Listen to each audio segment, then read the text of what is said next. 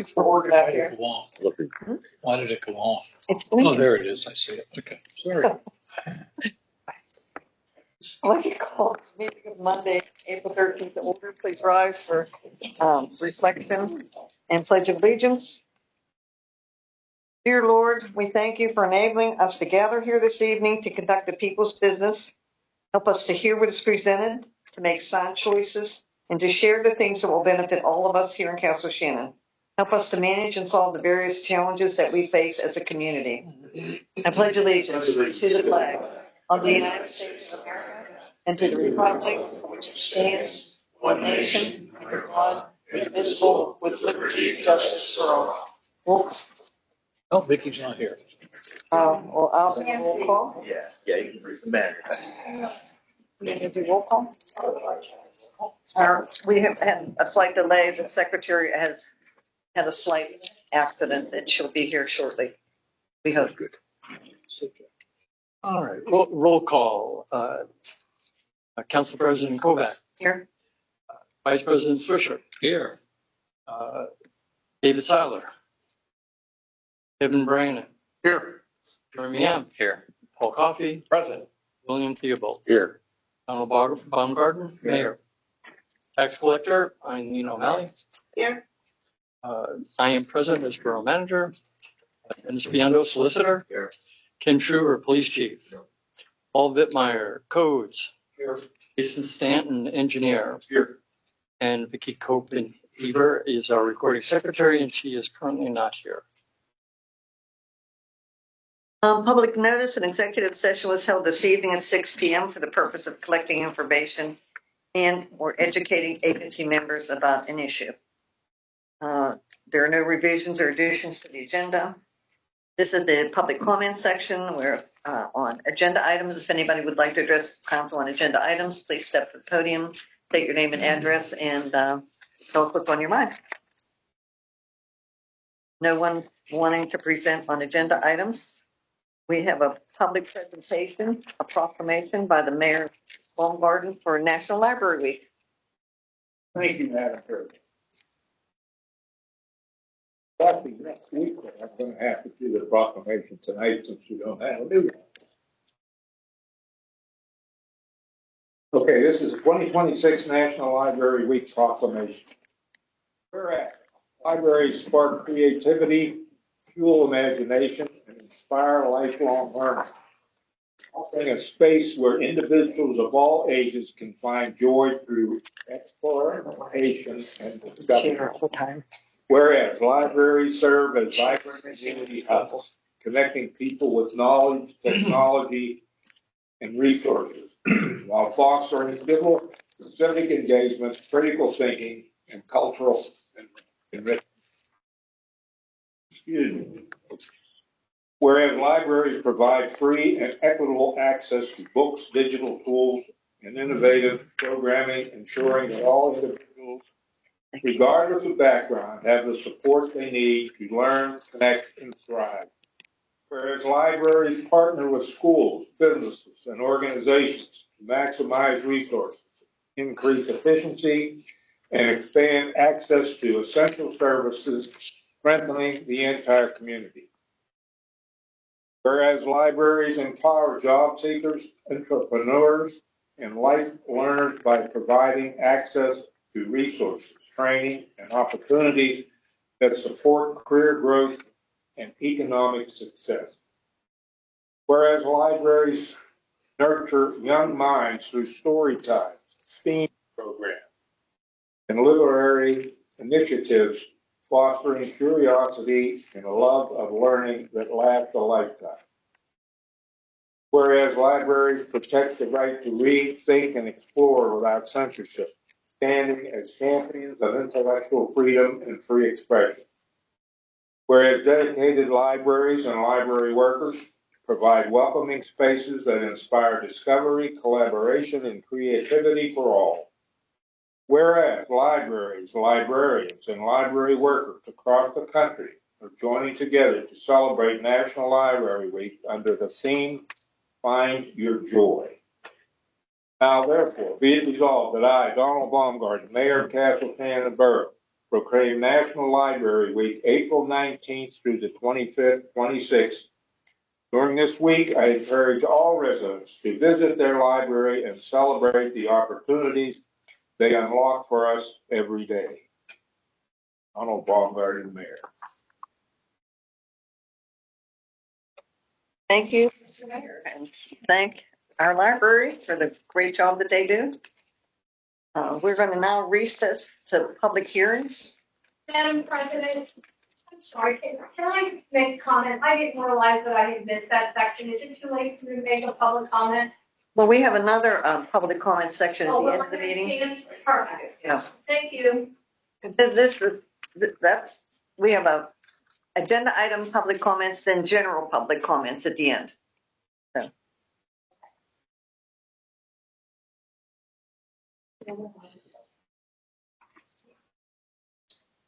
And just for clarification, if your comment had to do with the public hearing regarding the conditional use, the public will have a chance to give testimony on that, if that was what you were concerned I was about. concerned about the billboard. Thank you. Yeah, that's the conditional use hearing.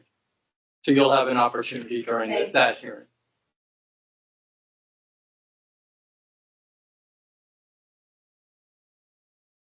Madam President, members of council, this is the time set for a conditional use hearing on an application submitted by Mark Gamble, Vice President of TM Advertising. I believe that's Transformation Media.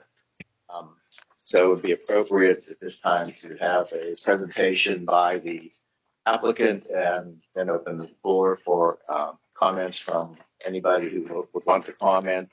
I would note that the borough ordinance for conditional use request goes to Planning Commission and to council. Planning Commission has not heard this yet, so I recommend that once council hears it, it goes to Planning Commission and comes back to council after the Planning Commission has had a chance to review and make their recommendation. So with that, I suggest that we begin by having testimony from the applicant and the public and asking the court reporter to swear in anyone who would be testifying. Please stand, please. You swear that the testimony you're about to give be the truth, the whole truth, and nothing but the truth. You swear the testimony you're about to give will be the truth, the whole truth, nothing but the truth. That's for anybody that wants to speak, needs to be sworn in. So if you didn't get sworn in when you come up, you may have to do it again. I'll never have to get sworn in. Everybody just want to stand up. Okay, you might want to say. Is this going to be for all three hearings, one swearing in, or you get a swear in for each one? Anybody that you can be sworn in for any of the hearings at one time. You swear the testimony you're about to give be the truth, the whole truth, nothing but the truth, not that. Thank you. Gentlemen, if you want to Then you can step up. You can either step up to the podium or. identify yourself, name and address for the court reporter as well.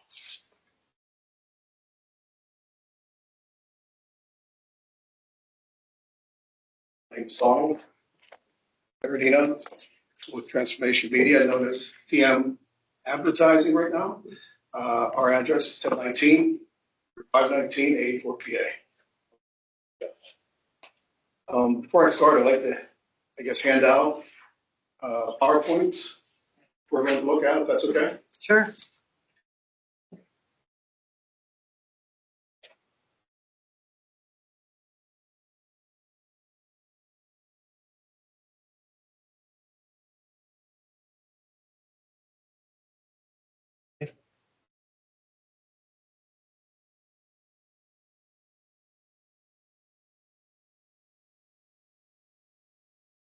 Thank you. Welcome.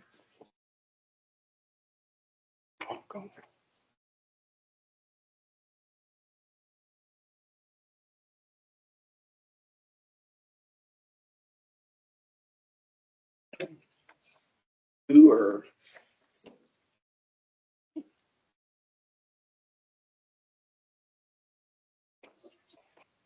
Saw that. Already.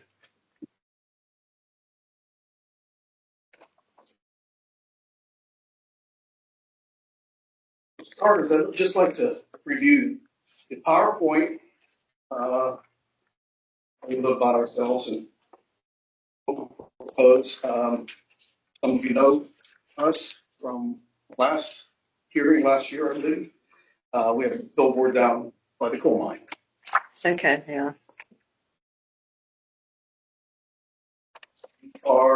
If you look to turn to the PowerPoint, as I said, we're Transformation Media doing business as TM Advertising. We'll see a TM on the billboard.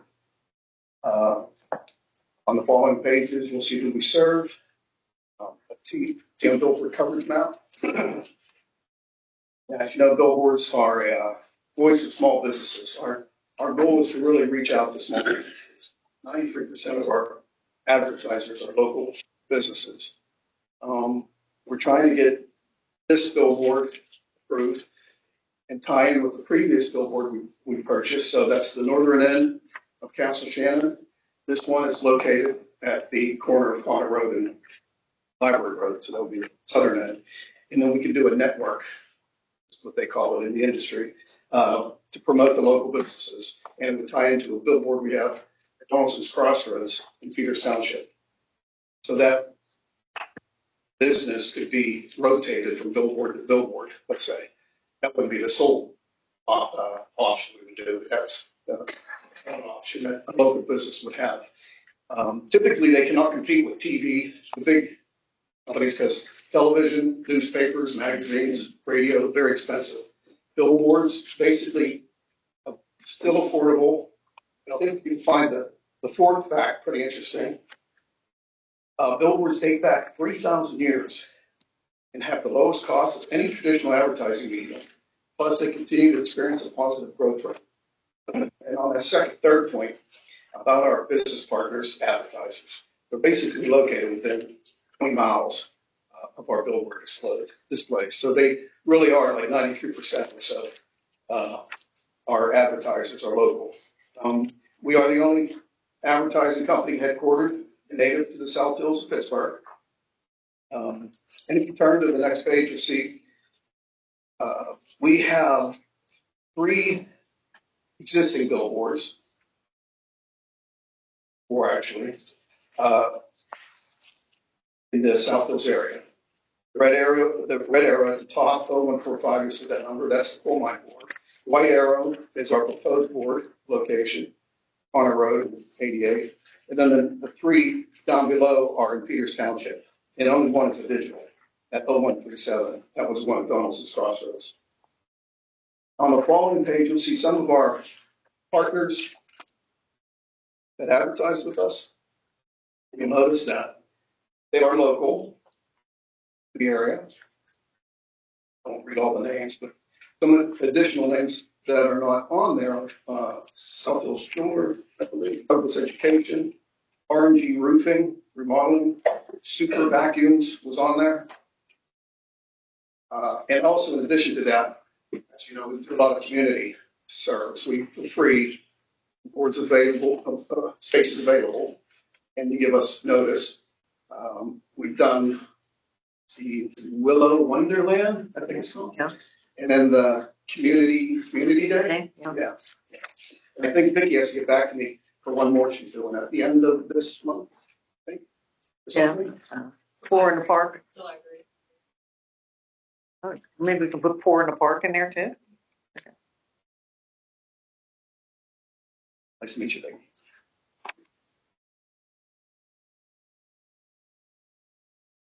Turn to the next page, that would be 7, page 7. You'll see our billboard that I was referring to. That's the one at the coal mine, back-to-back digital. Sits off the road, of course, and plays to the north and south lanes of 88. That next page on 8 is what I was referring to. We do community announcements, severe weather announcements, emergency announcements.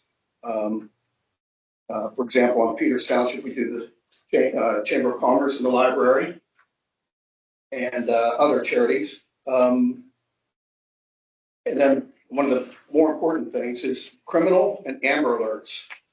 You'll see on the back pages or following pages testimonials from Georgia, Bureau of Investigations, FBI, the FEMA, Amy Klobuchar, the Senator. Everyone has talked about how digital billboards are a benefit to the community. And you can see the list on page 9 of some of the local community members. And on page 10, those are some of the testimonials. Page 11, as I said, FBI, FEMA, severe weather. On the left, on the right, you'll see Albuquerque Planning Director, Senator Klobuchar, even that John Walsh from America's Most Wanted has talked about it. Following page 12, you'll see National Highway Traffic Safety Administration has mentioned it. Again, FEMA, the NCMEC, National Center for Missing and Exploited Children, we put that on the board. Of course, FEMA again. Go to the next page on 13, that's the subject property. So we're talking again about 4166 Library Road. It's Castle Shannon. The owner is Wayne Miller. Some of you may know. It's zone C1, general commercial. That allows an off-premise sign dash billboard as a conditional use.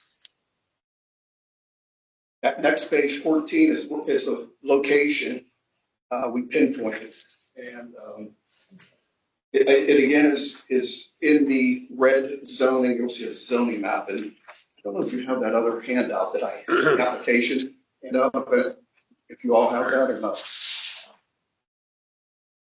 I can give you a survey too, but the arrow is where our proposed location would be, right on the edge of Cascashana and park there.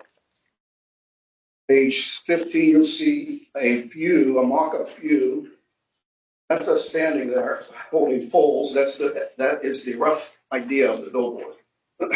More than rough. We measured the height. That's 25 feet in total from top of the sign to the ground, and it would be 8 by 12, the size. So it would be just like the coal mine, a small face. That's maximum allowed. And that is the north face viewed from the southbound lane.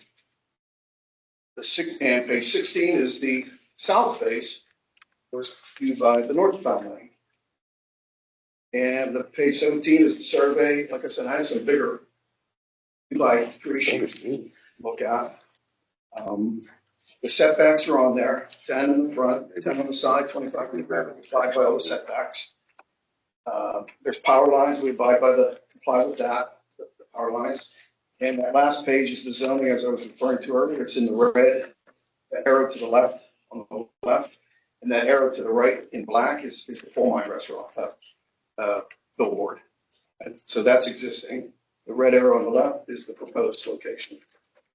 That's what I have now. Don't have those applications in front of you. I can go through that, or Are you talking about the 2-page application? I have that, that's all. yeah. Thing that I sent out. I don't have that. You may have submitted to the, You want me to go through anything there?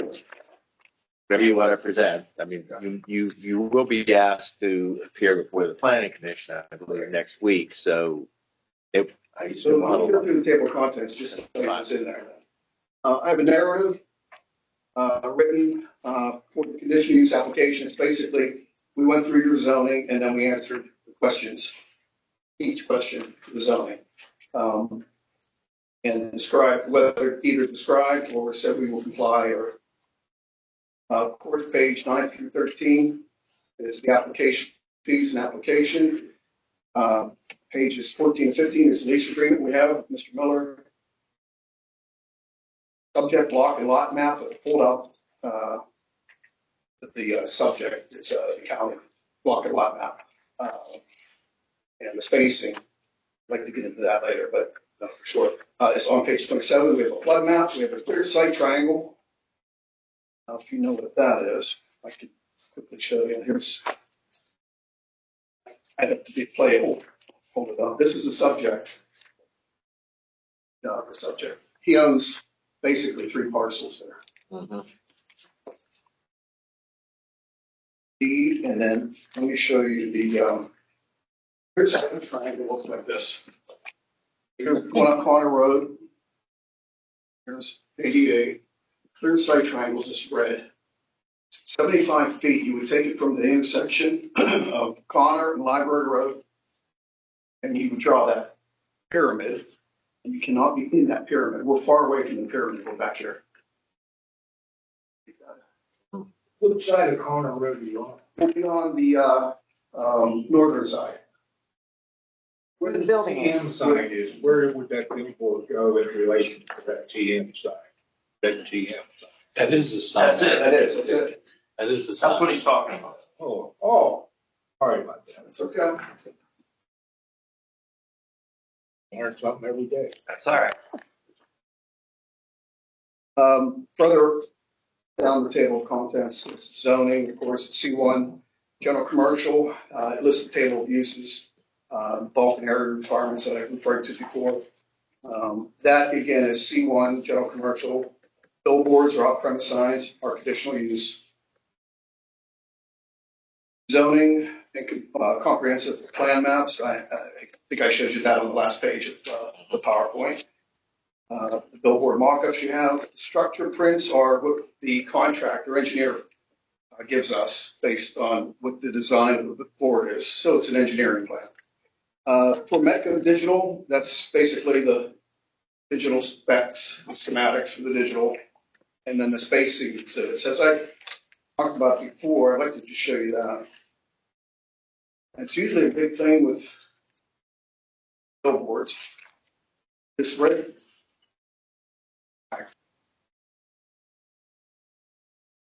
Get enough of these. See, I wasn't sure if you would have this or not.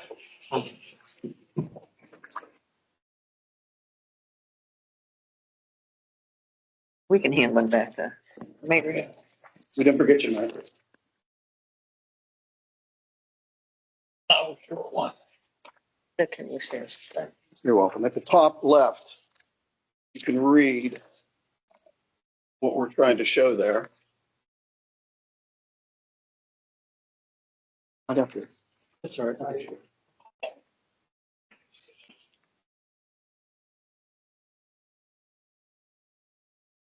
Top left, as asked in the zoning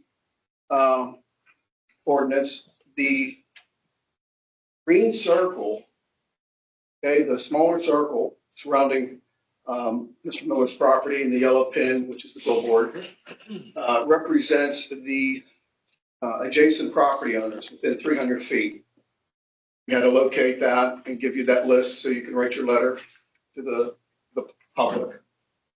And then the blue larger circle is the 500 feet radial spacing for public schools or parochial schools that are within that, and there are none. All stipulations that we had to abide by.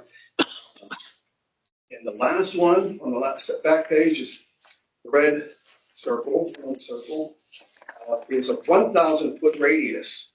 Now that's called spacing. That is where you have to stay 1,000 feet or greater than 1,000 feet from any existing billboards. And to the north is, of course, the Huntington board at Martin Auto Gallery.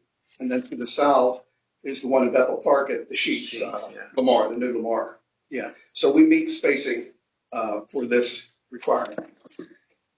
That's the most stuff I have for you right now. I don't know whether the state gets involved in something like this since it's a corner or 2 state roads. Yeah, they're gonna they'll send out a unit, traffic control unit to see the light. Yep. And You have to get a permit. get a permit, and they give us the permit, but they want the local first. So what we do is we'll take approval here, and then with the condition of, we'll show you the PennDOT permit. PennDOT approval. You said the only one you have in Castle Shannon is at the coal mine. Correct. The one you just mentioned on EDA, the Castle Shannon Boulevard at Martin, that's not yours, and the one up by 250 Mount Lebanon Boulevard. I guess that'd be Hoodridge Drive, really. At the shopping center. That's Millennium, no, that's Lamar, yeah. the only one you have is the one you mentioned. Correct. Okay. Secondly, when I'm picturing this before I saw these pictures, thinking that sign was going to be right on at the corner. You know, It's gonna be set back against the building, yeah, like about 7 feet from the building. it seems like it is really set back closer to the building than it is to anything else. Yeah, it's well off the road. So does that sit in a parking spot? It is, yeah. That's the same size as the one down at the coal mine?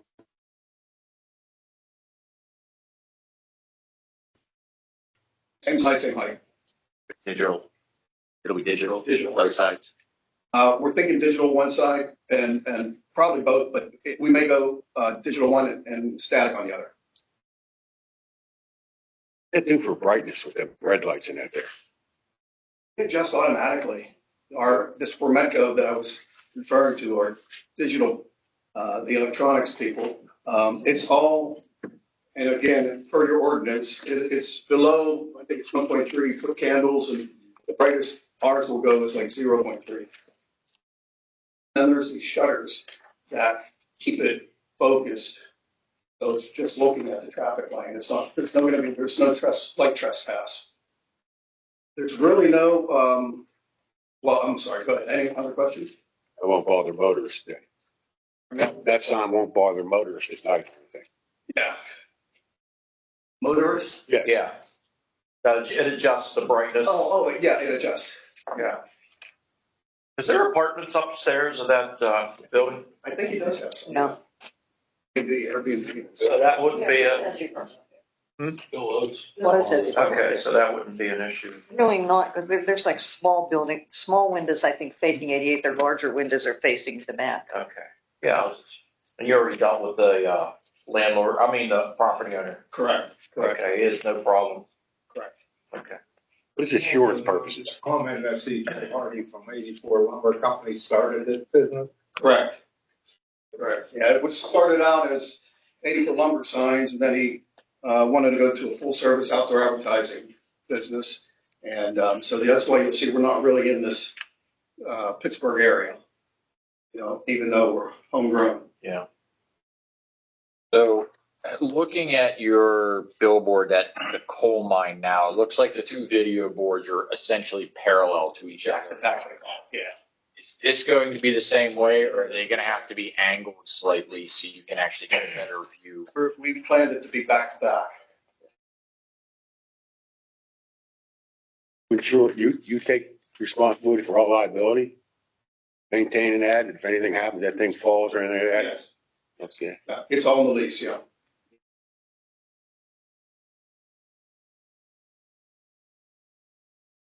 Pretty visible. Comply, Dennis, does this comply with our billboard ordinance? That's what we'll find out at the planning commission. They'll more closely look at the ordinance and make sure that it complies with it. But I believe that from what the gentleman said, the narrative goes through how each of the requirements of the ordinance. We'll have to look at all that.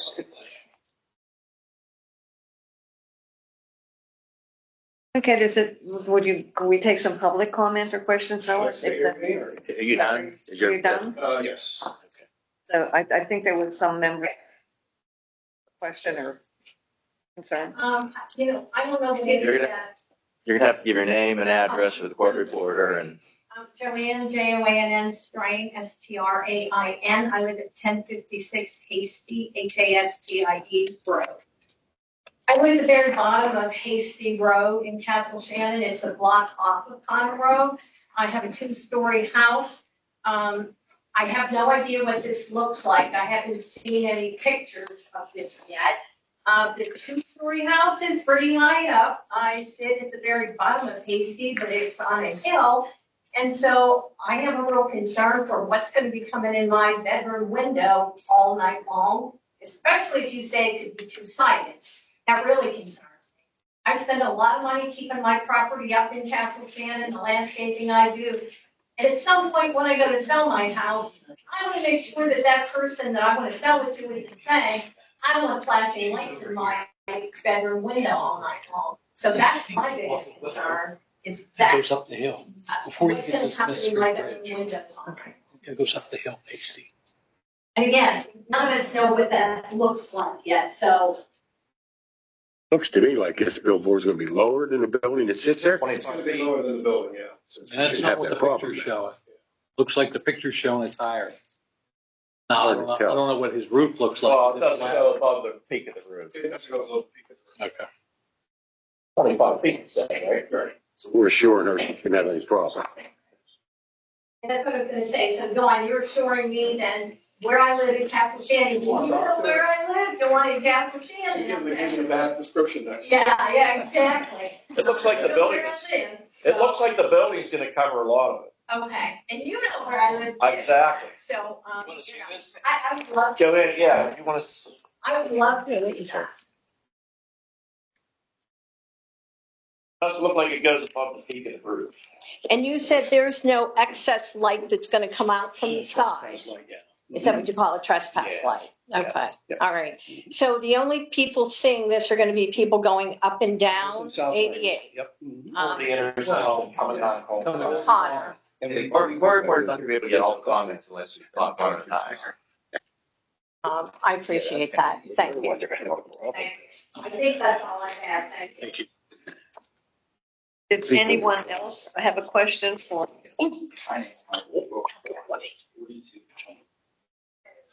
What happened? Hello. You and I are neighbors, but her property's on Hasty. There's signs, it's obviously gonna affect my property first. Now, there's a business here where everybody here knows her auto body used to be, it's called Woodruff's. But I hate to stop you. Could you move up, please? I'm having trouble hearing. I'm sorry. was he soaring? Yeah. Yes. Yeah. The 4228 Willow Avenue. And there's a business, it's called Woodruff Smith, never cut her back to this church pool. It used to be her auto body. They have this, I don't know if you want to say a billboard or a sign, it flashes day and night. It's shining in my bedroom window for over a year. It goes from multiple colors. It's unbelievable. It reflects off the ceiling, off the wall. This goes on. I don't know who you claimed who could do this. So I kind of hear from these people, but you know, you never know. You're worried about there, but if there's other houses and stuff, I don't think there's a lot put into this thought about these signs. And like I said, it was, last night it was like a golden yellow. There's a white. There's a blue. Sometimes there's a red. There's a black. Gold letters. Black. White letters. But if somebody goes, Is that on the front of his building, like where the garages were at? Been there for, yeah. And I said, my property, even though it's, you know, I'm on the high side of the low alley, even though I have a ranch style house that bedrooms above the garage, that light shines in there constantly. It's been like that since they put that sign in. Her was there, we never had a problem. I've been in that house for 40 years, so I don't know about your son, but Those the lights around the garage doors? Yes. this is a sign. It's actually, Oh, he has a sign? it's like a billboard. It's up there. It flashes. It gives you the temperature, the time of the day. It gives you a weather report. I mean, it's unbelievable. It's like having Norman Bates for a neighbor here. That sign. He's on Is this a sign or an off-premise sign? It's right in front of the business on 88. That's a business sign, okay. Right, but again, this is a billboard. This is a sign. Like I said, I didn't think it would nicely. Well, and I can tell you this, we do a lot of homework. We're held to a higher level. And here's some views I can show you from Smith, from Willow, and from 88, how, if you want to, if I can, that you'll never see. Those lights always in, but this is. Yeah. It's a part of the sign, but you have to actually look out and say, this is shining above your bed. It shines in the living room, the dining room, the bedroom.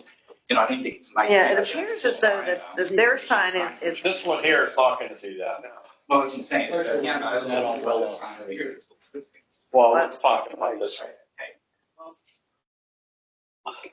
Can I show you this? Sure. So this is from Smith and Willow, and here's Mr. Miller's building. Yeah. Okay, there's no way you'd see the sign. You can't even crest the top of the building.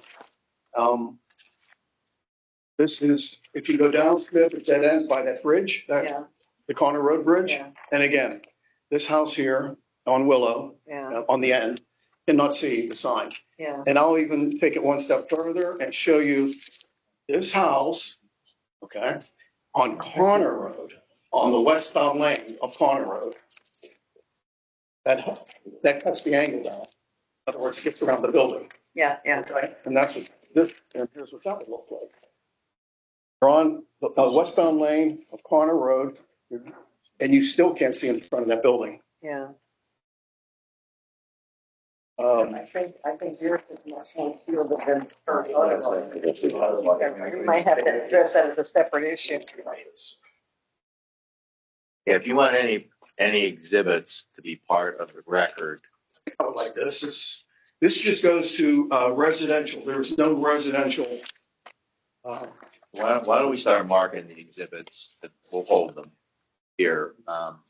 So Did this business have to get approval to put that sign on? I mean, it's ridiculous. This partner has a sign below the tree line. I don't know, I'd have to, that would be a separate issue that I'd have to address with the code Yeah, that enforcement would be a officer. separate. Because it'd be nice to get a good night's sleep. Yeah, you should have come up sooner. I didn't think about it at the time, and then when they put that sign on pole in front of the house there, then it came up and made me think, because like I said, I mean, I'm not trying to be offensive to him. I think that's the thing going there, you know. I think they've done their due diligence, which maybe hers did not. How long's that sign been there? Over a year. The thing is, that maybe they could turn it off at night, like 10 o'clock at night, turn it off, take it out, so during the day, you don't see it. Because it's daylight, but at night, between those, it's bright, the blue, the white, I mean, it's like, it's. Yeah. This is a separate one. Can I raise that point though? We also abide by it's in the application, the lights out time. So from 12 midnight to 5, the billboard turns off. Maybe they need to get more just to make sure the rest of the businesses. Well, we'll address it. Paul, will you get check that out? Thank you. Wherever I can see it. All right, thank you.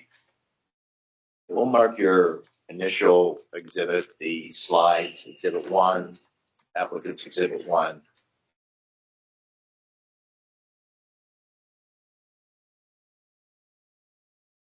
I mean, the application. We'll mark We'll mark the application, which is, I don't know how many pages, but it's A lot. I don't know. So you can look. We'll mark that applicant's exhibit 2.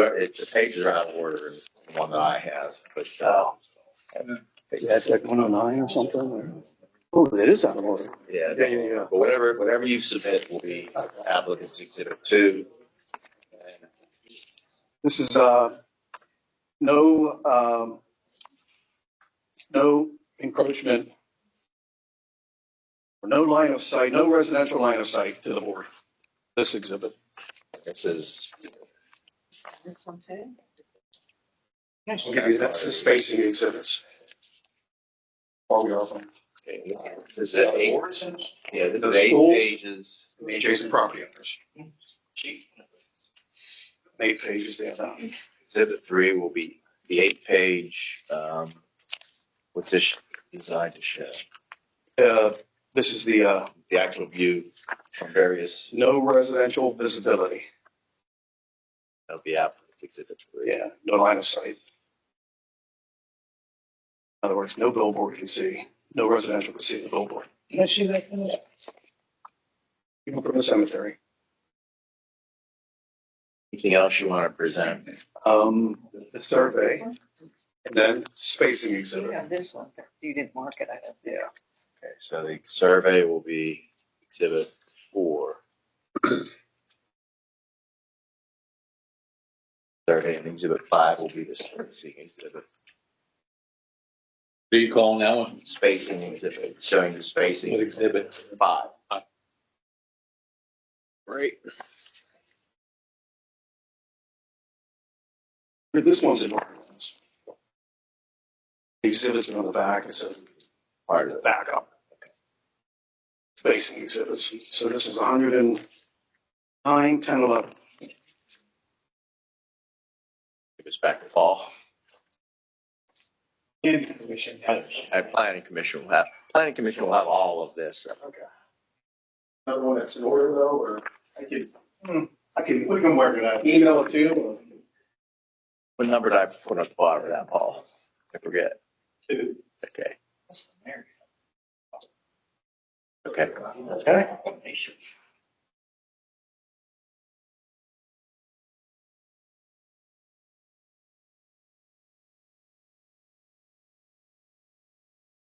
Anything else you want to present? I think that's it. And, any more questions? Anybody from the audience? Anything that anybody else wants to? Thank you for your time. Thank you, Paul. You gonna counsel any questions from council? Just where it goes from here. It goes to planning, goes to, And then it comes back here. Back here. We can make a motion. So, You may need a motion to close the hearing and continue it to a future council meeting after the planning commission has an opportunity to review and make a recommendation. I'll make that motion. I'll second. all in favor? Aye. Yes. Motion carries. Thank you. So basically, you have to go to planning commission and then we will get their approval or disapproval, and then, so you have to spend another day with us. That's okay. For the members of the audience, it'll be on the planning commission agenda next Monday, Paul. So that's another opportunity for anybody that will want to learn more or comment at the planning commission meeting. Thank you. Okay, do we have a hearing to review the proposed amendment to ordinance number 665, prohibiting the obstruction of streets by soil, sand, dirt, mud, grass, clippings, leaves, gravel, snow, ice, refuse, rubbish, or other foreign matters or objects?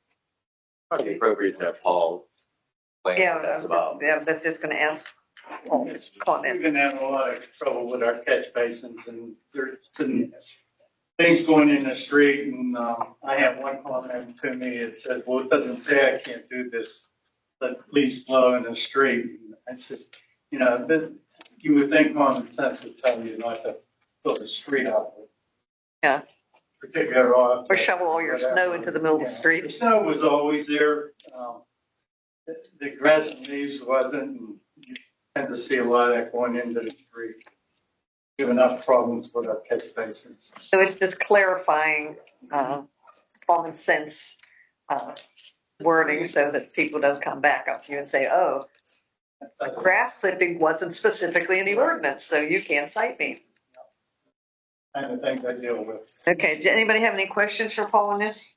Oh, is the grass clippings and the leaving, is that the only alteration, or is there other things that we're putting in here that wasn't previously?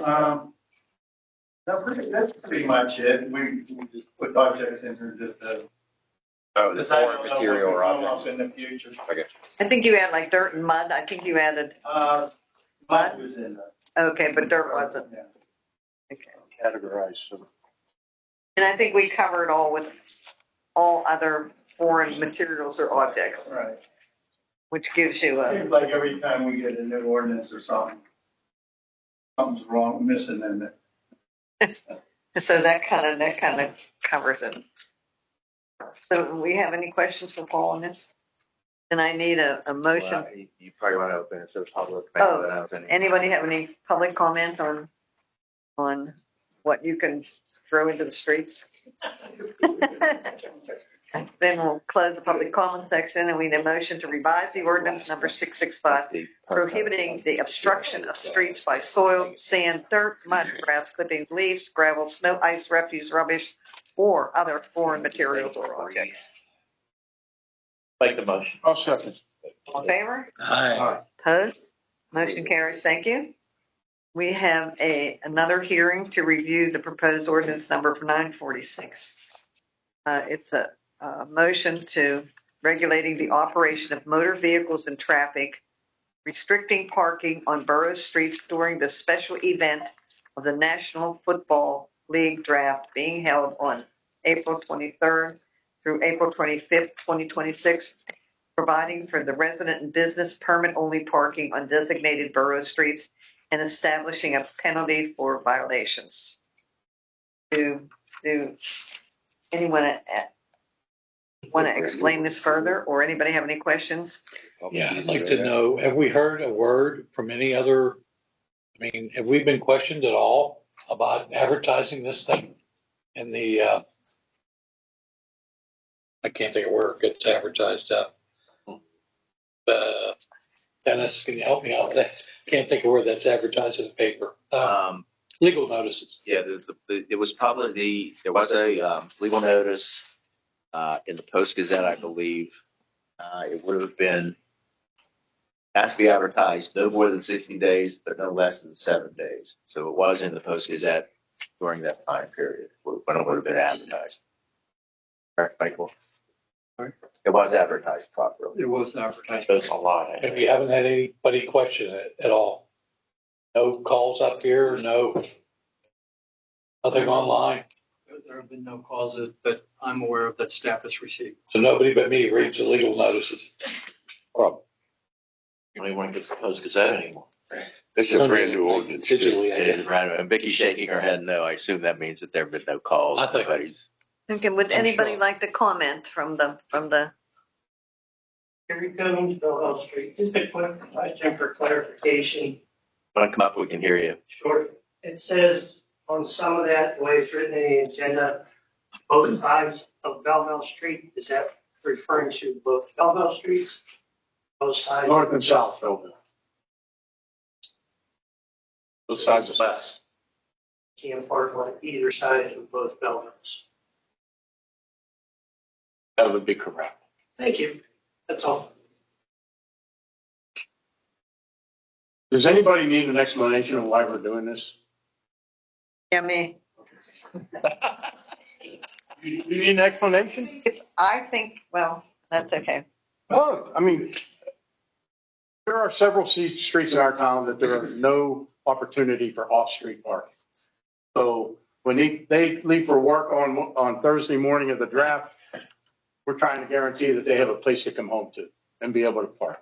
That's basically what it comes down to. And my experience on the street that I live on, they do park and take the T. They do it today. You know, the T is the heart of our town, running right through the middle of it. And everything that they're saying, somebody's mentioned 500,000. Today I heard 750,000 estimated. And they're saying, do not drive into the city. I can't even get to work. I work across the street from Acrisure Stadium. I can't even get to work because every road is basically closed and it's going to get worse. So they don't want you driving into the city. They want you to take the T. That's what they keep saying, take the T. So this is trying to protect our residents and our business owners that they don't get clogged up with people parking all day long. How are we posting this? The streets? How are we doing this? I don't know. What's the chief gonna do about this? It's a legislative issue. I'm sure I'm going to work with the manager to decide what signage and where and who pays for it. Today, I haven't done anything. Well, I know that most of our streets are already limited to 2-hour parking. All the ones near the T, most of the ones. And most of the ones or, Okay. and if they aren't, I mean, I can't see investing hundreds of dollars for 3 days of possible. You know, I would like to suggest to residents if they see somebody parking and walking down toward the T to call the police. Why is that illegal? We have 2-hour parking on the streets, It's not illegal to take the T. no, but it's, most of our streets are already marked 2-hour parking. And listen, this is not enforced. They don't, it's not enforced. It's not enforced. It's enforced in the center of town maybe, but my street is not enforced. Well, this is what I said, you know, if residents see somebody parking there, why don't they call them? If you see somebody parking in. Park there for 2 hours. You can park there for 2 hours. Yeah. But if he's not home either, Plus, you know what it's costing to park downtown for the event? Well, it's hundreds of dollars, but that's. It is. So would you rather pay $25 or $35 to park or $250 to park? So we have the Port Authority lot up by Lebanon Shops. We have St. Anne's lot. We have the lot at Milford. We have and the Fireman's lot. I think that people are gonna try there before they're gonna. And we got a letter from PRT saying that they expect the lots to be filled by 9 o'clock. We'll see what happens, it's only 2 or 3 days. I don't wanna invest hundreds of dollars in this, so. 3 I days. just wanted to know how it was gonna be posted. Yeah, I wanna know Is what it gonna be posted on we're investing in signage. poles? Is it we just gonna smack something up on the telephone poles or? What have we thought about Madam signage? President, the chief and I just had very preliminary discussions on what our plans would be, and it would be really based on what council approves, or have the council moves forward this evening. The chief and I will then base our plans on the legislation. I know when we have the street fairs and things downtown, we have some cardboard signs that we put up that are, I can think those are rather. What about the residents that live on the street? Hmm? What about the residents that live on the street? What about them? Are they told not to park there for 2 hours or whatever? What are we If doing? they end up getting a ticket, they can just call up there and say, I live here. I don't know. So, I guess, the chief and the, manager will work it out, whatever. But I really don't want to invest in a lot of metal signs and have our public works going up and putting signs in. Metal signs, these are only gonna be up for 3 days. Right. You need metal signs. So what are you proposing? Paper signs stapled to a telephone pole. And they would be what, 2-hour parking, no parking, Got those signs up. permit parking, resident parking only? Again, no, they don't enforce those How signs. are you gonna enforce ones you're gonna state? That's what I'm trying to say. So if I put them up with a staple gun, they're already there permanently. This is to be a deterrent for people parking there. That's what I'm trying That's to. my point. The sign's already there. Why do I have to put another sign there? But part of this ordinance also includes a higher fine. So right now, you park and violate, correct me if I'm wrong, chief, but you have a parking violation, it's a $25 fine, $35 fine. So part of this ordinance is a $250 fine? Up to 200. Up to I think the 250. sign says 35. Take it down. What? Well, no, the ordinance says because of this, it's up to 250. So we're trying to deter, like Kevin was saying, if I park illegally and I know I can park illegally for $35 versus $200 downtown or $50 somewhere else, I'm going to take the gamble and I'm going to park illegally and get a $35 fine and skip away Okay. because I pay a park for $35. Okay. Where's the 200 come in at? Part of this ordinance is an increased fine. So any violations of this, now they're going to get hit with up to $250. What do I do with the $35 sign that says, which one are we going by? So we're overriding the Yes, sign that It says. will override. It's a temporary Who ordinance. knows that? Is that It's fine. I don't know. Maybe chief would know better now. Well, if I get a ticket for $200 and the sign said 30, what do we do with that when I go down to the I That believe is what great. you're proposing is making signs. Okay. That will show whatever the ordinance is, whatever the restriction is. Then you have to put a fine on. You're gonna have to make signs. Put a fine on what? You're gonna have to make signs. Yes. You're gonna have to know what the fine is. Okay. And then you would place them temporarily over the sign. Okay, so we're going over that. Okay, we're doing that.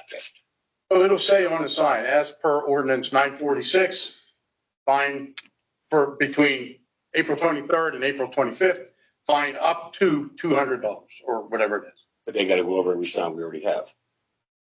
And how much, Michael, how's the public works gonna be able to handle this? Putting stuff over all the signs.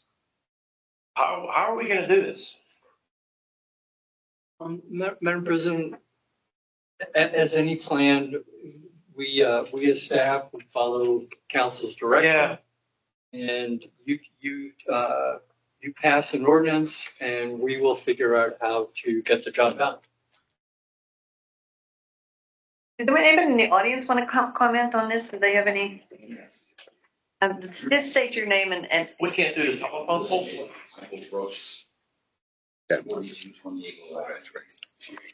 Madam President, you're a business center, I know that. yeah. It's just not during this at all. constantly in parks throughout the borough. You run the trolley, they brag about it. These people come from not out of Washington County, from like New Jersey. These people have big bucks to go to Steeler games. Like you like the Bob Drill. That means that is upset because people take their spaces, climb that hillside, go to that below station, and maybe they put a fence there or something that stop these people. They brag about it. Like one that was last summer, they were all going to a power game. And he was from New Jersey. Oh, I'm from New Jersey, you get that accent. And he goes, oh, this town is Shannon Castle or something. And he goes like, nobody cares. Just park on the side street. They don't have police here. So evidently they don't see police. They brag about it on the trolley. I came to the town. I wanted to hit the guy. But it's just not during the NFL. That little ticket that they get. If you can afford to travel all over the country to watch the Steelers, $35 is nothing.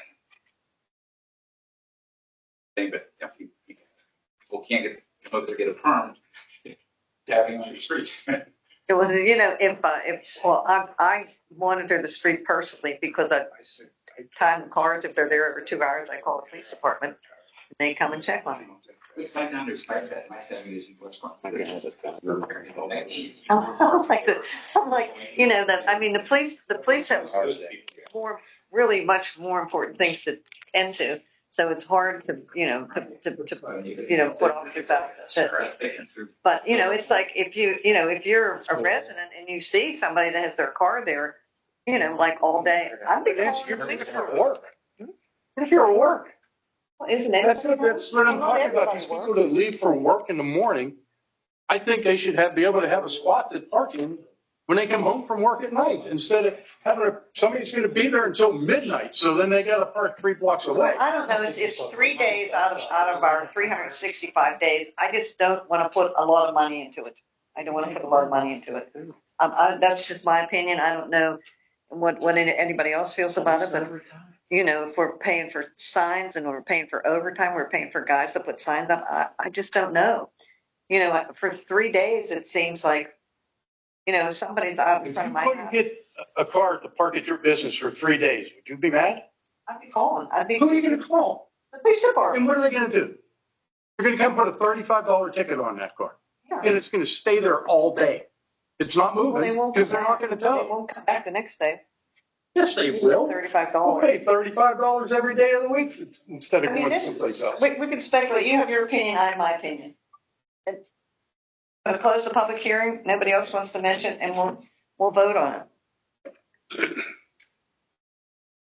So I need a motion to enact ordinance number 946, regulating the operation of motor vehicles and traffic, restricting parking on borough streets during the special event of the National Football League draft held on April 23rd through April 25th, 2026, providing for resident and business permit only parking on designated borough streets and establishing a penalty violations. I will make that motion. I will second it. Can I get a roll call vote, please? Yes. Paul? Vicky. Yeah, call the roll, Vicky. And I will vote yes, but I just really want to see, I hope this helps the residents. I don't know how, I just don't know how well it can be enforced with our limited manpower. But what do we got to lose, I guess? And you're going to pay for permit parking only signs? And but this is what the ordinance says. The providing for resident and business permit only parking. So how are we going to get these permits? Is staff going to issue permits? You have a motion. How do we issue those permits? How do they record those permits? How do we know whose Madam address is President, we on have a those motion. permits? We have a motion.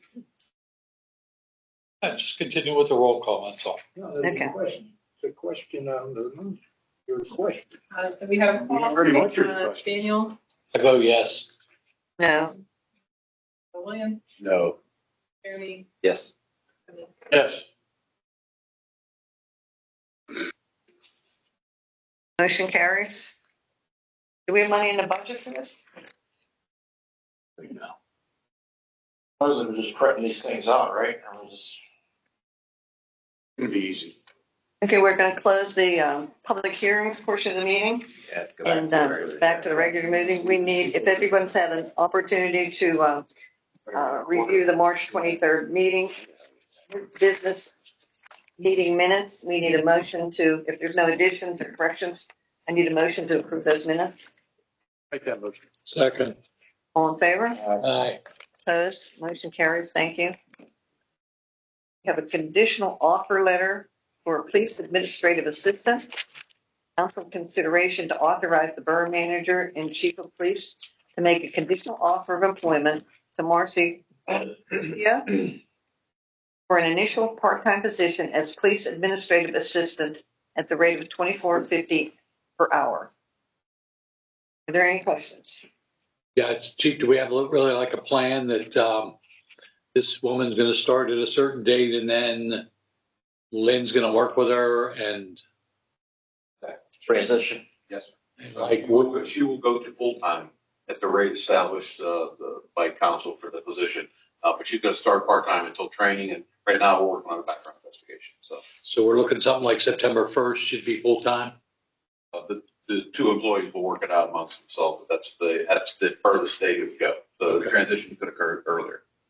Oh, okay. Thank you. Thank you. Is there no more questions? I need a motion to move to authorize the borough manager and chief of police to make the conditional offer of employment to Marcy Curcio for an initial part-time position as police administration assistant at the rate of $24.50 per hour. Make that motion. Wait a second. I'll second that. All in favor? Aye. Opposed? Motion carries. Thank you. Job descriptions, the council consideration to authorize council president and borough manager to execute the job descriptions for the newly created finance HR coordinator and revised police administration assistant. I guess I went ahead of myself here. We have a motion to authorize the council president and borough manager to execute the job description for the newly created finance HR coordinator and revised police administration assistant positions. Yeah, that's fine. You want to do them both, wherever you just did the Yeah, other? I guess that's just an HR house cleaning. Is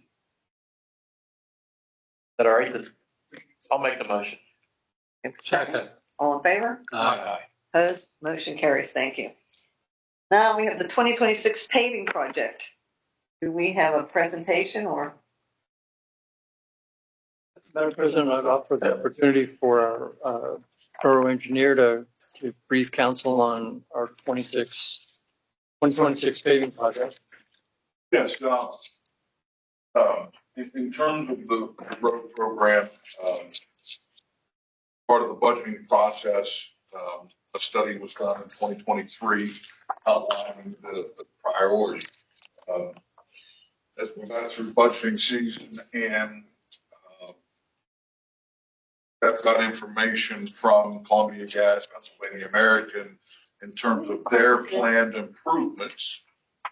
The proposed scope of work needed to be modified to accommodate, particularly Columbia Gas has a lot of gas lines coming up, in which their scope would then be full curb to curb paving.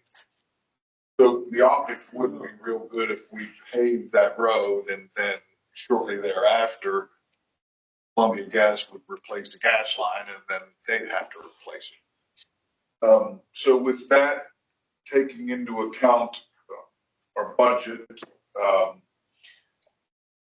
typically in the past, Council Shannon has had two road programs, one being liquid fuels funded. And our budget this year is $100,000. And what we're proposing is Myrtle from Pine to House 3704, which is the worst section on Myrtle. Other sections, Columbia Gas will take care of. Spruce Street from Myrtle to Shady, that isn't going to be subject to Columbia Gas line replacement. Belleville from House 2995 to the turnaround, that would be on the northerly side of 6th Street. And then a section on Havelock from House 1250 to House 1260. That rather than continue to cold patch, that Public Works would like to mill and overlay that section with hot mix. So that's around $100,000 in terms of budget for those 4 road segments. Moving over into the capital fund, our budget's $250,000 with a provisional for perhaps another 50. The 3 roads are Sleepy Hollow Road from Lindenwood Distribution, otherwise known as the Bear Distributor, to the Mount Lebanon border. Londonderry from Killarney to Waterford. And then Waterford from Londonderry to Cary Hill Drive. That, our estimate associated with that is about $220,000. That leaves us below our budget. Then a number of add alternates so that potentially a road or 2 or 3 could be added. And those add alternates would be Edgewood Avenue from Glen Shannon to House 748.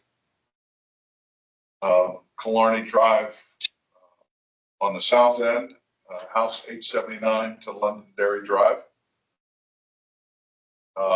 One is the Ice Castle entrance. Another add alternate is the Borough Building on on that side of the Borough Building, the parking lot on the northerly side of the municipal building. Columbia Street from Sleepy Hollow Road, about 100 feet to the west. Public Works Building, the parking area, Public Works Building, West Street, and then Killarney Drive north, Glen Shannon to the Londonderry. And so those would be the 7 add alternates proposed after our staff met with Castle Shannon staff and to maximize the amount of roads that we can complete within our budget. Does that fit in with our long range strategy for roads? The reason I ask this question because I'm like the grandfather here. I've been around long enough that we skimped on paving, and all of a sudden everything needed paved, and we had to float a huge bond to pave. And I'm afraid we're approaching that donut hole again. So how is this fitting in our long range road program? I guess in 2023 we suggested increased budgeting to get to the point where we're almost double budgeting where we're at currently. In terms of liquid fuels, this is kind of a catch up year. Typical liquid fuels is about $150,000 a year. But it, without increasing the road program budget in keeping up with the escalation costs, run into that scenario where you have a bond issue or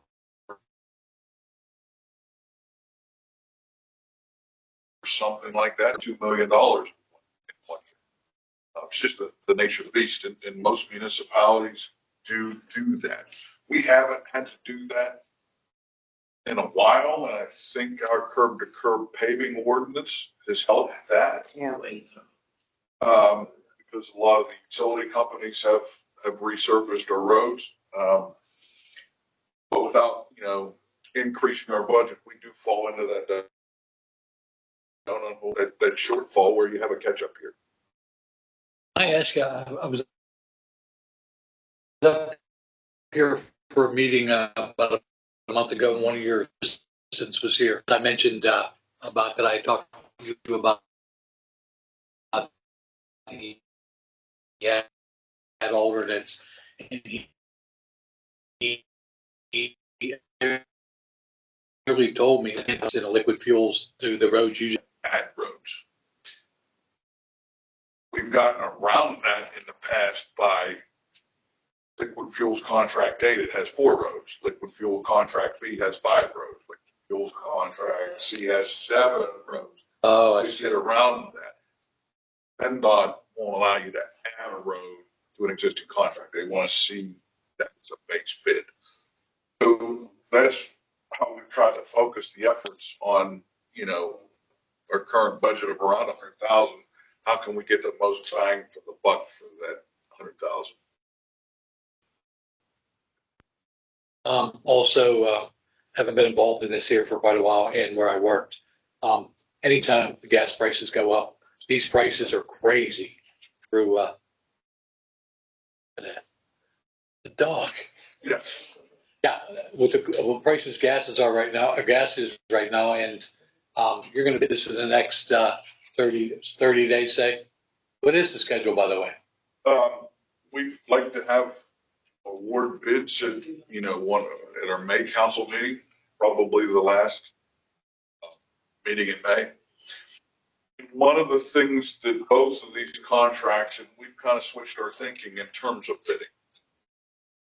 PennDOT has an allowance for liquid escalation to accommodate times like we have right now. For instance, when contracts advertised, plenty of time in April to advertise it. Okay. When that asphalt's placed, let's say it's July, there's an index produced by the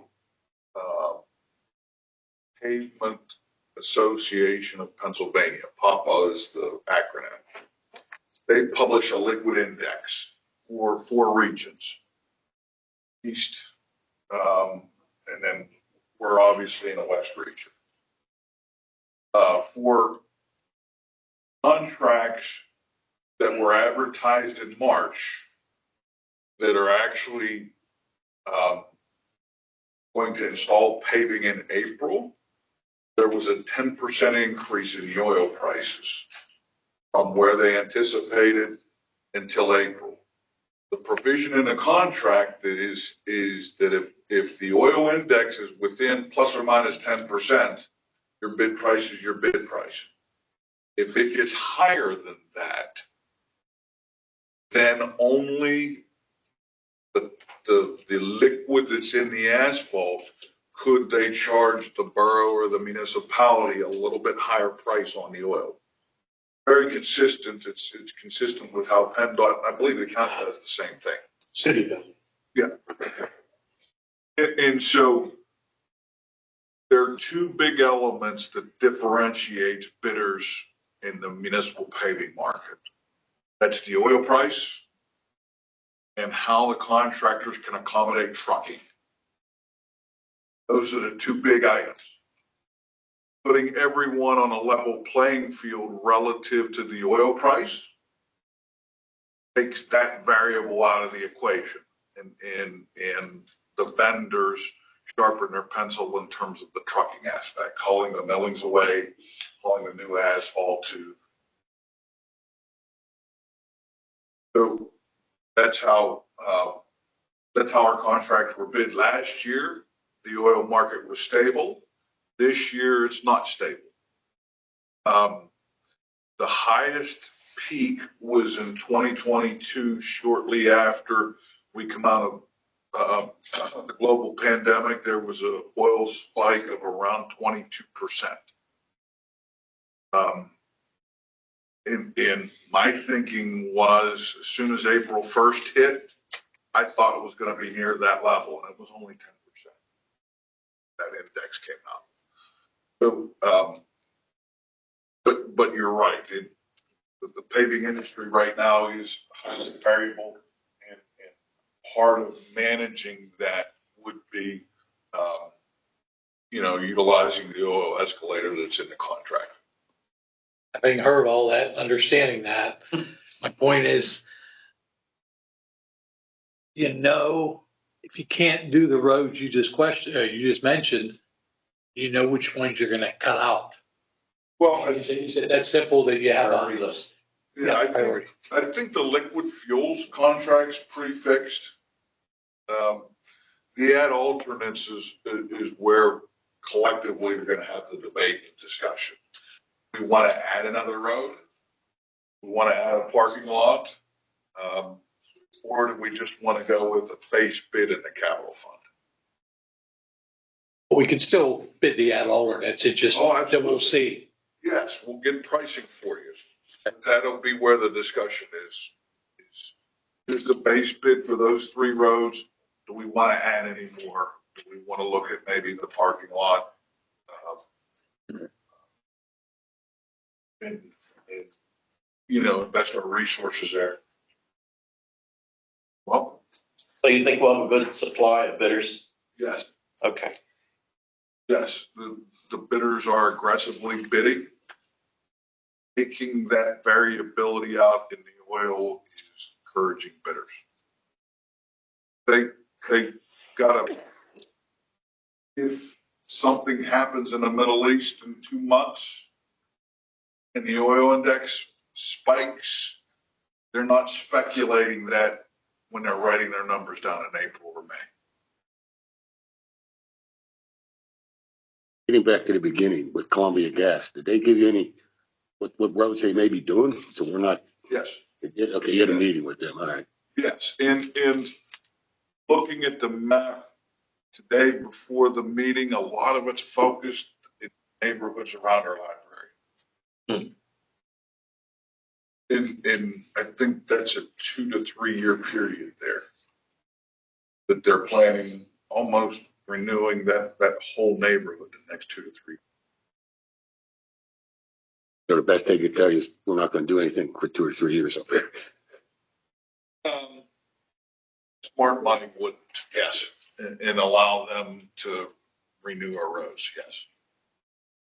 Are there any more questions? I will make a comment at the conference I was at this past weekend. The legislative panel, they are looking into trying to raise liquid fuels.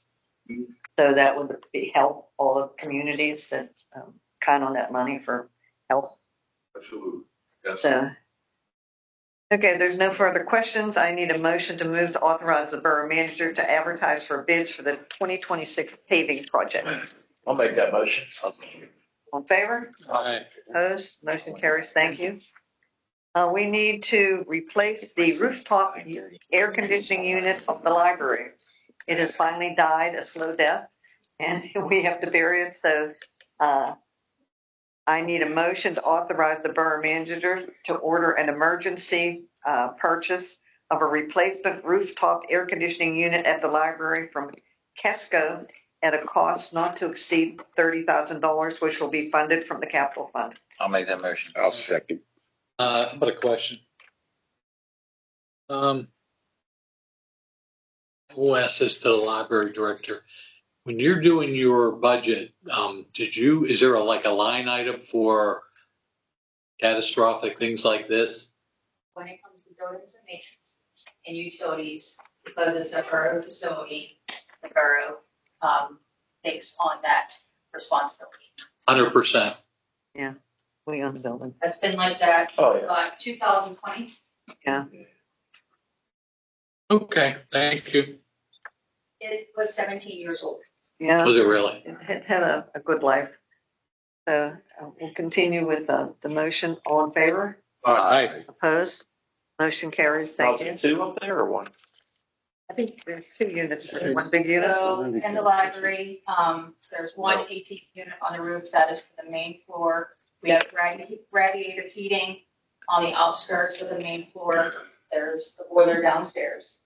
And then downstairs for the 2 programming rooms, they each have their own AC unit. Okay, so there's just one rooftop. Okay. Okay, bid awards, Upper Hamilton Park improvement related to the splash pad. We are required by state to have a shower, and a fountain. So to rinse off the chlorinated water that comes from the splash pad. So we have a motion to authorize the borough manager to purchase one shower and water fountain fixtures not to exceed $4,000, and it'll be purchased with funds from the capital fund. Are there any questions or? If not, I need a motion. I'll make that motion. I'll second. All in favor? Aye. Opposed? I Motion just don't carried. want Mr. Theobald going up there bathing, you know, Yeah, I'll just for the, splash pad only. Take a shower.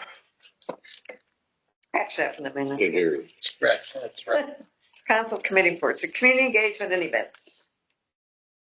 Yeah, sure. I'll start with the one that we just had down at the firehouse. It was a collaboration between the CSPD, Castle Shannon Volunteer Fire Department, and the Baldwin Township PD. It was on the In the Know, presented by Trooper Rocco Gagliardi. Very, very informative. It was not as well attended as we had hoped. There was a lot of surrounding police departments and officers and police chiefs there. And I know I changed some things in my life after being there. I thank the trooper for scaring my wife.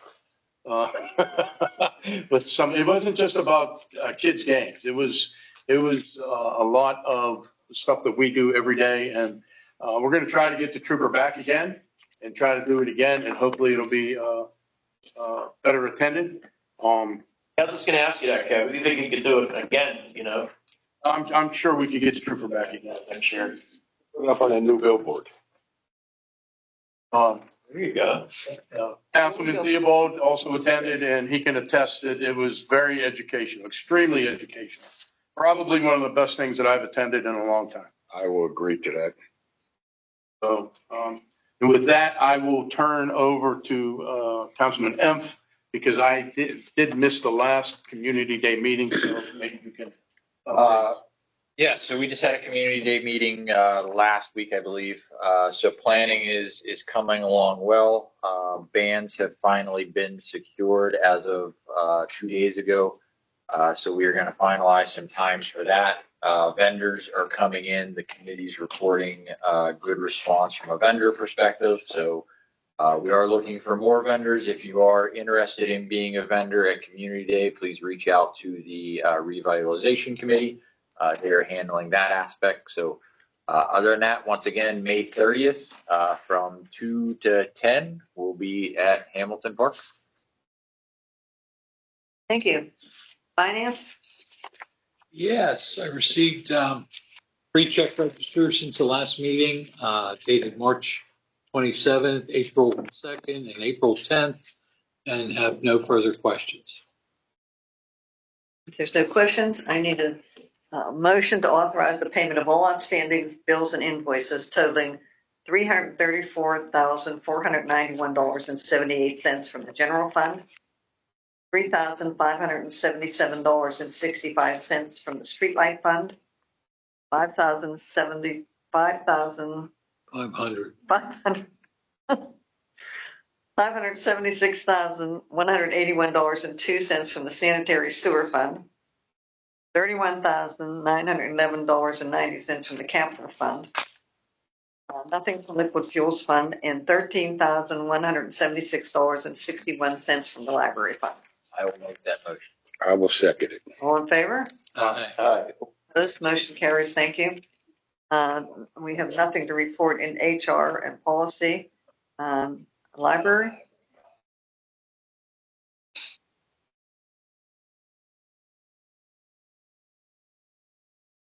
Heather Winter, Library Director. I just want to thank the mayor for reading the proclamation for National Library Week.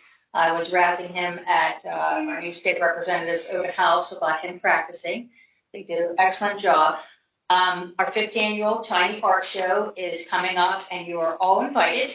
It is Tuesday, April 21st at 6:30 p.m. Tons of art masterpieces have been created and turned in. We will have a silent auction of those masterpieces. A character artist, the young librarians, will be selling creations, and we'll have refreshments. So we hope to see you there. Sad news to report, it will be my final update on Daisy the cow. She's 6 months now, weighs 475 pounds and is 45 inches tall. So she's about the same height, but she has gained 30 pounds since last month. So I reported that to the Castle Shannon PFO, and they were upset that I didn't report for 6 months. So I'll have to tell them in their final meeting of the year. We've been doing some community feedback suggestions. So one of the suggestions was having a CPR class at the library. So this is going to be CPR basics with David Turkle from MRTSA. He's the chief on Tuesday, April 28th from 6 p.m. to 8 p.m. It's $10 per person. All ages are welcome. It's about a half an hour of him talking and then practicing on mannequins and everything like that. So when I reported to you in 2025 about the library, I talked about the EIN network, the Electronic Information Network, and how there are benefits to the library. So in 2021, they saved the library $33,670 with our library applications, our operations, our network switches, so we can have internet, our computers, everything like that. In 2025, that cost has risen to $47,995. Wow. Fundraisers for the library. I got an email from Texas Roadhouse. We rocked it. That was her wording. We brought in $1,800 worth of sales. So that was 10% back to the library, was $180. And as I always talk, we take that money, we purchase books to pass out to the community at our outreach events.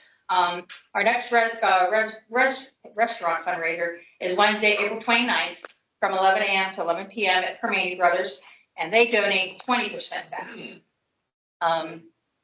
I know Mary has talked, and Mary Craig, one of our trustees, has been working on a program for their fundraising event. So if you want to take a copy and pass it, the Board of Trustees is having a fundraiser on May 2nd from 6 p.m. to 8 p.m. It's $15 per ticket, $40 for a 40-pack. Josh Taylor from KDK, who is also an Allegheny County Library Association trustee, he'll be there. We're having a silent auction, a magician, character, artist, and food. So registration is open now, and we hope to see you there as well. Reported the last time, Princeton Library, they made $3,722 on their book sale. Wow. Their spring flea market was just this past weekend. They made over $1,300. They're still doing the mug of the month. April is a coffee mug, $20 Anthos gift card, a Sarah's chocolate, bubbles, and a tiny artwork. Talking about National Library Week. So poor Johnny's was talking to us about creating a drink. So the theme of National Library Week is Find Your Joy. And I was just joking around I said, find your joy with an almond joy. And then Amber, our children's librarian, said, that's what I used to drink in college. So we went with that. So during National Library Week, John and Andrea have created the almond joy for us. It's going to be served hot or cold. And then they will present us with a check after the week. So please visit them. They're very good to the library.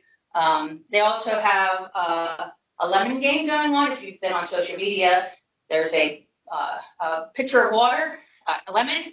You put a quarter on it. If it stays on top, you get the money. If you don't, it comes to the library. The proceeds from the library. Thank you again for the AC. Like I said, it was 17 years old. We got our use out of it, and it's just come to our rest in peace stage for it. I know it's been a long night for you, but with National Library Week and everything like that, if you have time after the meeting adjourns to get a picture with a proclamation, the mayor, council, and the trustees who are in attendance tonight. So if we can make that happen, that would be wonderful. Okay. All right. Thank you very much. Yep. Has this thing changed since the last hire I got? This will be the program and then on the back of it will be like the businesses who have sponsored. So just another way. $15 per person or $40 for a 4-pack. Yeah, the fee hasn't changed. You have limited We don't have enough room for everything. Well, we have limited space, so please come and get your tickets. I mean, not your tickets, but please register and pay in advance. All right, thank you. Thank you, thank you.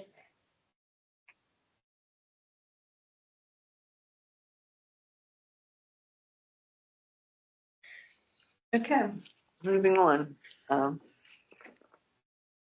Planning and codes. The planning commission chair is recommending the appointment of Jack Connors to fill a vacancy on the planning commission. Vacancy was caused by the resignation of Timothy Swisher, whose term expires on December 31st, 2029. Any questions there? I believe the borough manager is a letter of Man volunteered. volunteer. Yeah. I make a motion that we appoint Jack Connors to the planning commission. I'll second. All in favor? Aye. Opposed? Motion carries. Thank you. Public safety, Castle Shannon Police Department, Fire Department. Madam President, evening, Councilman, residents of Castle Shannon. The report I'm going to give is for March. This past March, we had a total of 31 calls for the month. 2 of the calls being in Baldwin Township, 25 in Castle Shannon. We assisted other departments 4 times with mutual aid. It was a busy month. Firefighters responded to a total of 10 calls in a short hour period because of a weather event with high winds and rain on the evening of Friday, March 13th.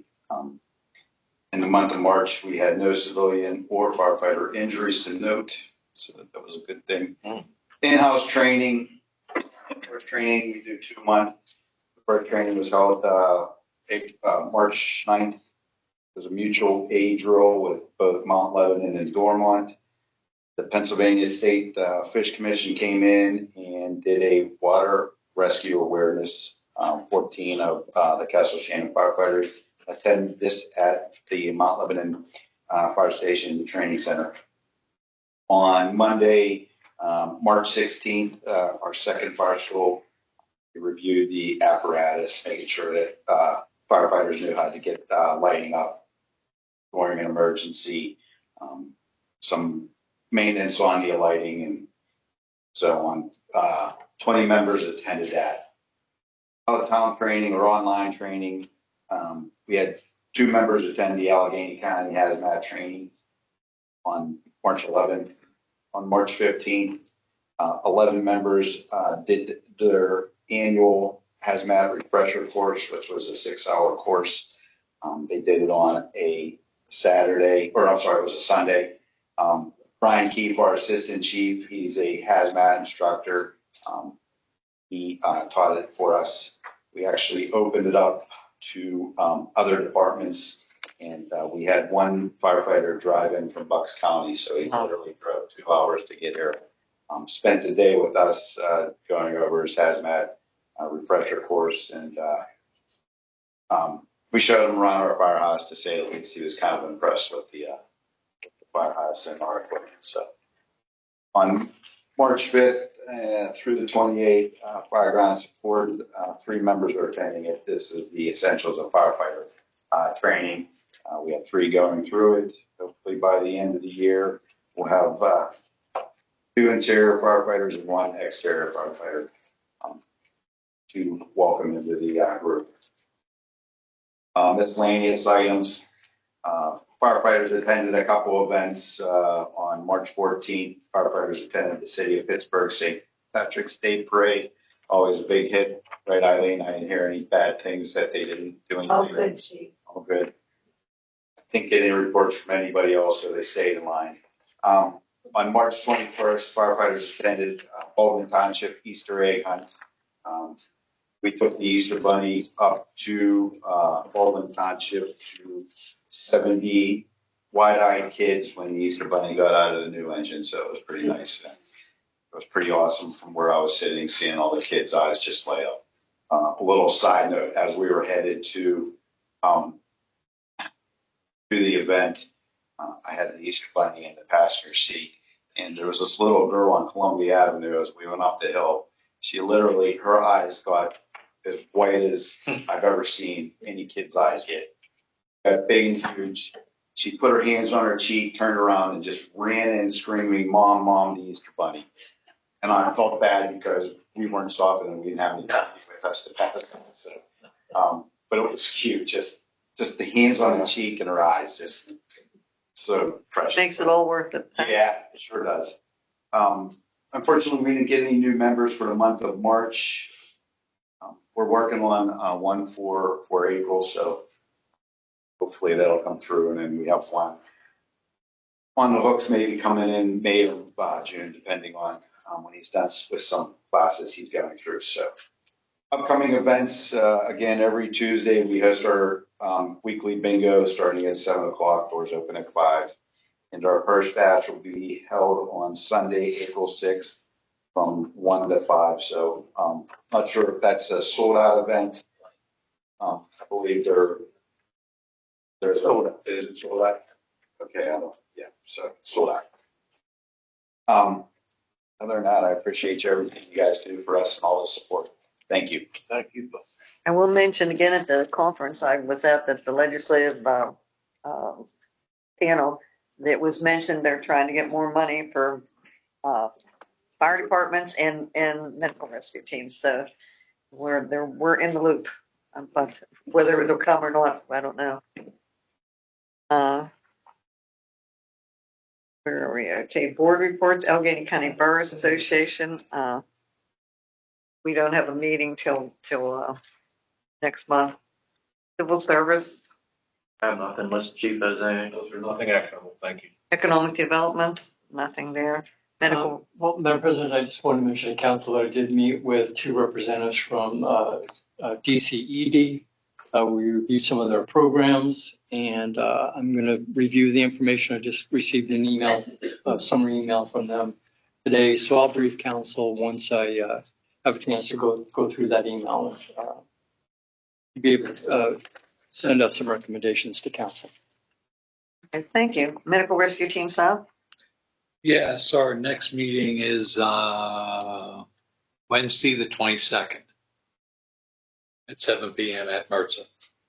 Okay, and Shade Cove, we meet next week. We meet what, the 16th, so.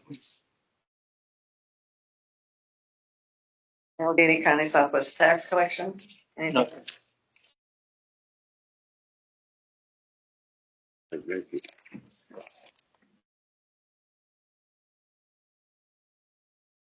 Mayor's report. Pleased to announce I have nothing to offer, except I want to ask a question of where are we with the Vitti project? The Vitti's property? Vitti project, where are we with that? Madam President, where we are is staff just worked with our consultants to complete the feasibility study. We've got one document remaining to allow us to get our reimbursement from the state. And I am working with PRT to get a list of developers from them so that we can prepare an RFP and send that RFP out. All of that will be, I will come to council and seek authorizations for all of that before we take any steps forward. But that's the current game plan. It's in the pipeline. Manager's report? Anything else? No, I'm done.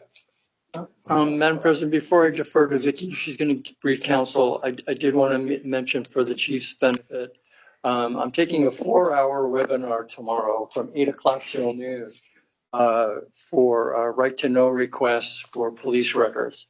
We've been seemingly getting a number of requests for police records lately, and that's an area that I don't feel I'm strong enough in. So I've been waiting for an opportunity to get additional training. So that's. And they actually have a specific webinar for right to know for police. That is correct. And it's from 8 to noon tomorrow. So it should be stimulating.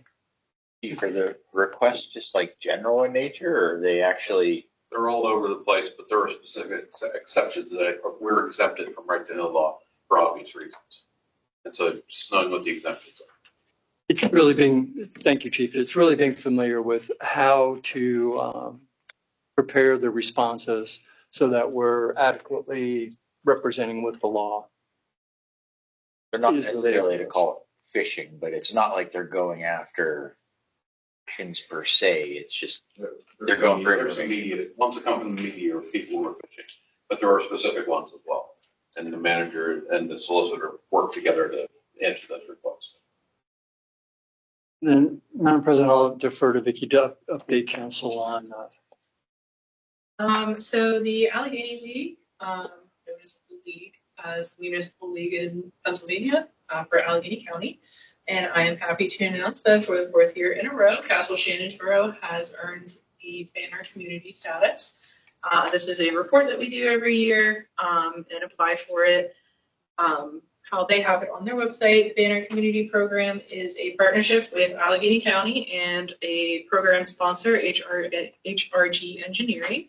And it's designed to honor municipalities and authorities that distinguish themselves as model communities through their commitment to sustainable practices, including professional development, intergovernmental cooperation, sound fiscal management, and proactive communications to engage community stakeholders. And we go through a full list of any training anyone on council, manager has done, and any programming that we have as far as communication with our community and those that we work with. Thank you. Solicitor's report, I have nothing. real estate tax collector. Yes, current year-to-date numbers, we've collected $1,384,966.55. Wednesday will be the end of the discount period, so I assume we're gonna be getting a lot. Okay, guess on percentage wise. Oh, 10%? no, probably more than that, but I have no idea. Okay. Public comments on non-agenda items. You want to address council? Just step to the podium and state your name and address. Belleville Street. I don't know who to direct this to or who can look into this, but if you pull into the parking lot of the Grove and you drive straight ahead, there's a retaining wall to hold 88 up. There are hazardous waste containment booms strung across the creek. Nobody seems to know why they're there or who they belong to. So if they were put in there to collect hazardous waste, the borough needs to look into who placed them and why they're still there. What is it? If there's an oil spill around the waterway, they have things that they float across the water to try and catch the oil, the gas, the hazardous waste. There's about 4 or 5 of them. How long have they been there, Jay? You don't know? I don't know. I noticed them when I go on my walks, and then I start asking certain people if they. How long ago did you notice them? These are booms, is that what you're talking about?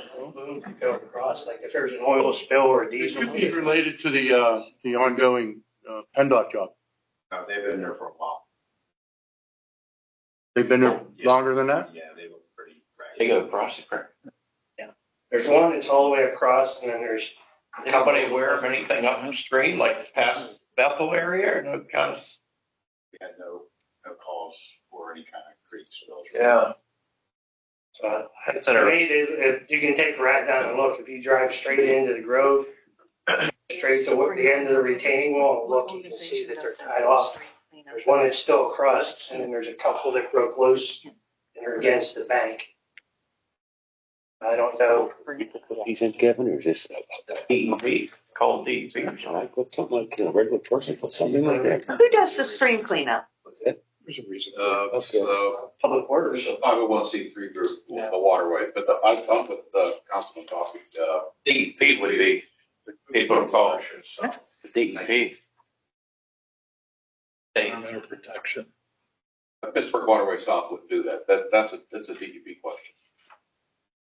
Okay, thank you. And just a side note, anybody that goes to Nick's Pizza, apparently they are done. Really? Yes. We went the Saturday before Palm Sunday, and we had a gift certificate, and we paid for our food, and he said tomorrow will be our last day in business, so whatever we spent, they refunded what was left on the gift certificate to us. There's a sign on the door that's deceiving that says it's a family emergency. We'll be opening back up May 7th or April 7th. If you look in the door, all the equipment's gone. Wow. So there, guys. Or maybe which one is next? Across the Right Lebanon shop. across from the Lebanon shop, Chinese restaurant on one side, and there's a new vape shop on the other side. okay. So unfortunately, they're done, but Yeah, they changed owners, what, about 3 years ago or 4 years 2 or ago? 3 years ago. They had a fire too. A while back, yeah. Who's gonna order? That's it for me, thank you. Okay, does anyone Thanks, else Sherry. want to address council on any issues? Any old business? Oh, okay. JD Mann's Poplar Avenue, I have a quick comment or question or investigation or whatever. 3540 Poplar Avenue. They dug out the sidewalk. Sent them a notice, I'm waiting to find out why it's open like that. 'Cause there's nothing done in there. You know, like, Is there any barricades or any yeah, there is, but it's fallen down, that's how long it's been there. It's the yellow, not yellow, caution tape? orange plastic fencing. And I mean, I don't know that anybody lives there, so They done, I know where the owner lives, so. you're on it. Mm-hmm. Thanks, JD. 2 hours for that, huh? Yeah. Find out what's going on. You took care of that yourself. Well, we're glad to see you. Old business. Any old business? Any new business? I do have one quick question for Vicky. Can you tell us why there was a dog roaming the halls? There was the guy walking with him, and he brought it in to get water. He didn't realize there was a big house. Well behaved, but I mean, I thought we got a He case. saw the water fountain and came in. He didn't realize there was. Is there, I do have a question. Can I ask you a question? Yeah. While we're on sidewalks. What? While we are on sidewalks. Yeah. Is there anything that anybody knows of anything new with the ice castle? Manager or Jim? Madam President, I may. Is there anything with the water? Have they been? I know that the owner of the ice castle has made a claim against the water company. Apparently, the water company is asking for additional information about the cost, and the borough has submitted to the ice castle all the costs that the borough incurred for the temporary sidewalk and the crosswalk. That's where it is. This is a shame. Yeah, he smelled it. So it's in process. it took a long time for anybody to even get them to admit that it was their problem. Right. It's such a shame how much it's walked by people and Yeah, yeah. it's gone this long. In Madam President, the borough is having to delay one more year, our phase two of our street sweep project because of the. And before we make a motion to adjourn, I want to remind everybody that we want to stay for a picture. You want all of council? Who else do you want? Anybody that, Yeah, you're gonna have to. Mayor, whoever can stay. okay. And so I'll need a motion to adjourn. I'll make a motion. I'll second. Second, all in favor? Only if Jeremy gets the hell out of here. Yeah, out of here. Where do you want this picture to take place at? If we could all get together as a proclamation.